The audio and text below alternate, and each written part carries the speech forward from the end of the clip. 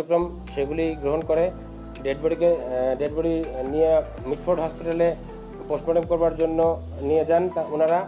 তারপরে আপনার সঙ্গে সঙ্গে ওই ঘটনার পরপরই একটি অপমৃত্যু মামলা, যেটা বলেছি ইউডি মামলা, অপমৃত্যু মামলা দায়ের করেন সাভার মডেল থানায়।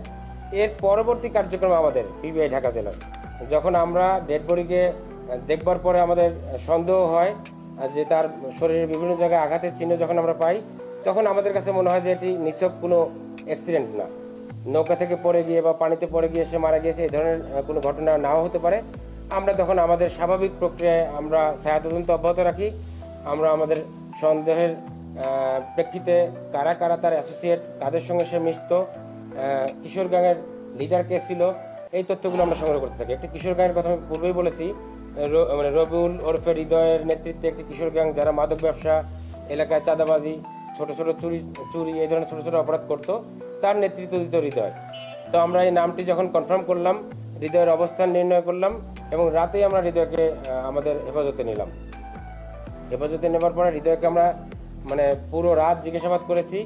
পরের দিন সকালে নিবিড়ভাবে জিজ্ঞাসাবাদ করে একটি সময় সে প্রকৃত সত্য মানে বলতে শুরু করলেন এবং আমাদের কাছে অকপটে একটি সময় বললেন যে হ্যাঁ, আমার তার সঙ্গে একটি কনফ্লিক্ট ছিল মাদকের টাকা নিয়ে, যার কারণে আমি ইন্টেনশনালি একটি নাটক করে একটি গ্রুপ সাজিয়ে আমরা আনন্দ করতে যাব, নৌকা উঠবো, নৌকা উঠে আমরা নাচ গান করবো, এই প্রলোভন দেখে তাকে আমরা নৌকা উঠিয়েছিলাম। এবং নৌকা ওঠানোর পরে ইন্টেনশনালি তাকে আমরা বেশি করে আমরাও শেয়ার করছি, কিন্তু তাকে বেশি করে আমরা মদ পান করিয়েছি। এবং মদ পানের একটি পর্যায়ে আমরা গান করতে গিয়ে বা নাচ করতে গিয়ে সে পড়ে যায় মানে তারা বলছে যে পড়ে যায়, হয়তো বা ধাক্কা দিয়ে তাকে ফেলে দেওয়া হয়েছিল।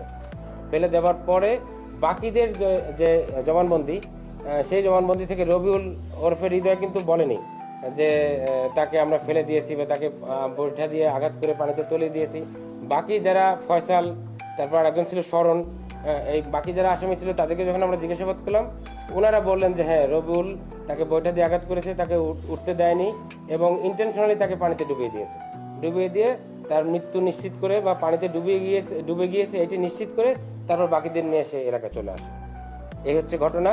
তো এরপরে আমরা যে রবিউল ওরফে হৃদয়, তারপরে ফয়সাল, এই দুইজনকে আমরা জিজ্ঞাসাবাদ করবার পরে আমরা যখন তাদের এই ইন্টেনশন ঘটনা এই বিষয়ে যখন আমরা নিশ্চিত হওয়ার পরে আমরা বিজ্ঞ আদালতে তাদেরকে প্রেরণ করি এবং বিজ্ঞ আদালতে তারা নিজেদের দোষ স্বীকার করে ঘটনার বিবরণ দিয়ে 164 ধারায় জবানবন্দি দেন।